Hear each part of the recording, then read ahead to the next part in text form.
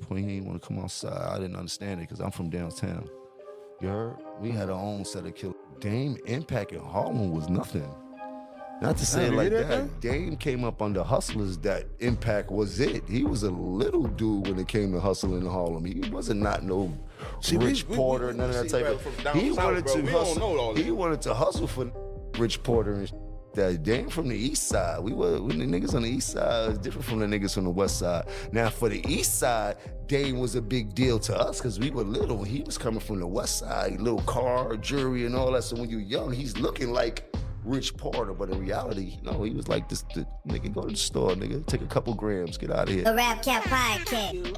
That Jim Jones did, and he said that you're not a boss, you're a worker. What do you have to say about that?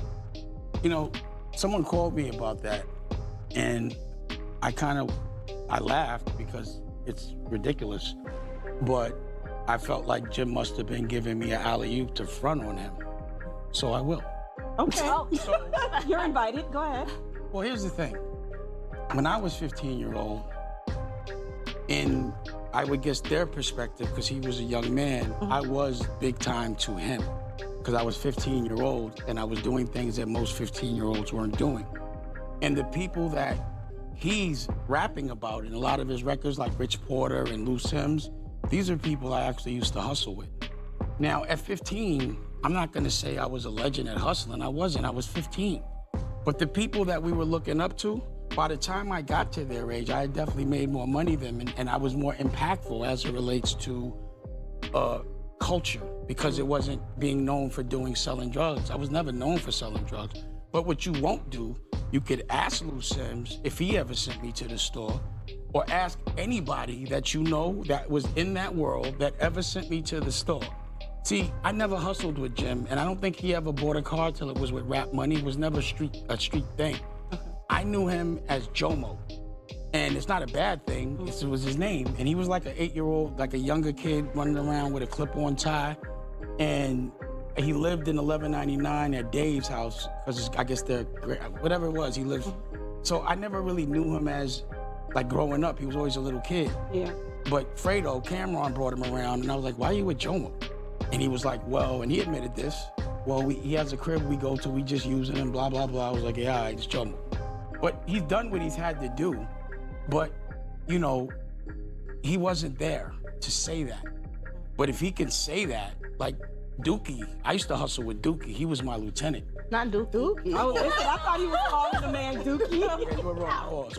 Pause. Dookie, Duke the God is, we call him Dookie, Paul. Okay. But Duke the God is with the Dipset. I used to hustle with him. Okay. You could ask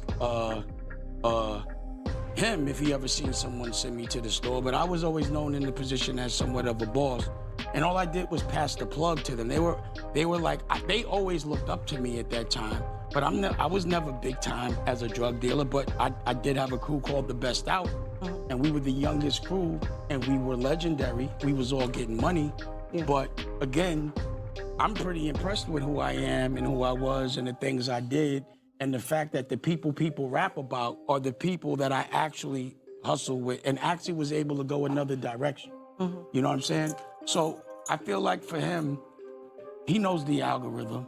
Yeah. And you know, when you say Dame Dash, you go viral. And I was gonna ask you if that, do you think that was more a reason for so it? that he could, so that I could actually have a reason to talk about who I was and tell people to look under the hood. But if you know a 15, 16-year-old, and another thing is because I used to hang out uptown, so people from downtown, I'm from 1199, they weren't usually allowed to go uptown and hustle, and I was on one of the wildest blocks on at the time in Harlem. So I got to make it out of a real circumstance. I didn't wait to get the rap to start to get money. I didn't wait to get the rap to start being tough. None of those things. And you know, you can look under the hood. So I appreciate him bringing it up. So and you can, to the extent that I've made my Paid in Full OG stories, it's about my friends. The people, like, again, y'all making records about Rich, but he really did hit us with work. I was there.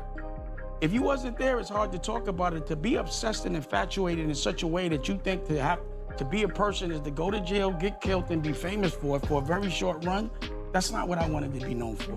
But you could find somebody that sent me to the store, I'd like to know. Had to come top in real quick And just like I figured, Dame Dash fired back at what Jim Jones said the other day on the No Rap Cat podcast. I even dropped a link in the description so y'all can watch both clips from the very beginning in full, straight out of New Orleans. That No Rap Cat podcast is where everything really popped off. Then today, we saw it turn into a whole situation because Cam heard what Jim said about him, and that sparked the back and forth. Of course, 50 Cent jumped in too. You already know he's always looking for the capital C's to get involved in. But Dame Dash's response was expected. What I didn't expect was how different he came with it, bro. And honestly, I like that. This response came from Dame Dash on the POV show. It aired on the American New Network, which is Dame Dash's YouTube channel. And y'all know I'm a fan of that era, so I enjoyed it just from hearing the stories alone. Dame told it clean, clear, and straight to the point. And it was entertaining too, because Dame is gonna pop it how he pops it. He even had the clip on top. I was like, hold up, I've never seen him rock a clip-on before, so I had to laugh and keep it all the way real. But hearing him say certain things the way he said them really hit different. Like I've said in other videos though, anybody from the streets or even just life in general knows you can't belittle people like that. People go through phases, whether it's the streets, hustling, or just surviving outside. You might not even be doing anything illegal. Sometimes it's just older dudes sending younger ones on errands like, hey, run to the store real quick. That happens all the time, especially with little homies, cousins, nephews, or neighborhood kids. But it's different when y'all are the same age and that dynamic keeps going. So when Jim Jones said what he said, it definitely sounded like he was talking down on Dame Dash. But hearing Dame Dash explain his side of it, I really respected that perspective, especially knowing all these guys used to run together back then. And hearing Duke the Dod's name come up in that conversation too, yeah, that took it all the way back. I used to really ride around for more than just the music, man. I remember Cam had them joints, and Duke the God was stupid hard too, but I was really living with that music. Me, my boy D, all the homies, we were always sliding around to it, even back in school. Coming up, we were deep into all that Dipset energy. So hearing all this now, then watching the movies and catching more of the backstory about how Dame was connected, it really hits different. And I'll say this about Dame, bro. You cannot downplay what Dame Dash brought to hip-hop. And I've got another video coming on Dame too, especially with the Charlemagne stuff, because that was entertaining. Dame will say something solid, 1000%, right on the nose, but then he'll turn around and say everybody is against him. I'm gonna break that part down in the other video with him and Charla if I get to it. But just seeing what Dame brought to the culture, bro, I've gotta respect it. Watching those backstage DVDs as a kid, seeing Dipset pull up to Roc-A-Fella, State Property, Kanye, Chain of Day, everything Roc-A-Fella put out, knowing Dame had a hand in that. Whether it was creativity, mindset, or vision, you can feel it. Even the Rock clothing line, all of it. I've got respect for what Dame did for this culture. You can't erase that.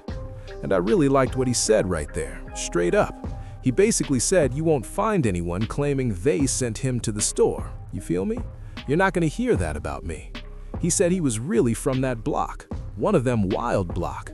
Nobody ever sent him to the store. Ask Duke the God. Ask whoever you want. Ask them. They'll tell you. Ain't nobody sent me to the store. Then he said, Jim, you basically threw me an alley-oop, like you gave me a chance to stunt on you. Thank you. You want to go viral? Say my name. And I'm not even gonna lie, bro. It was dope when they were all together. I'm a huge fan. I'm always gonna cover this story. That's my era. I bought so many Roc-A-Fella CDs, Dipset tapes, everything that dropped back then. That's who I was running to the store for. I was finding a way to buy CDs, magazines, DVDs, whatever I could get. So anytime they start talking about this era, I've gotta speak on it.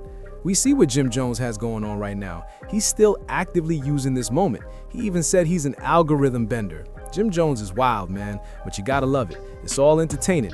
Let me know what y'all think. We've got more coming, more videos, all of that. 1000% for sure. Stay sharp with how you pivot.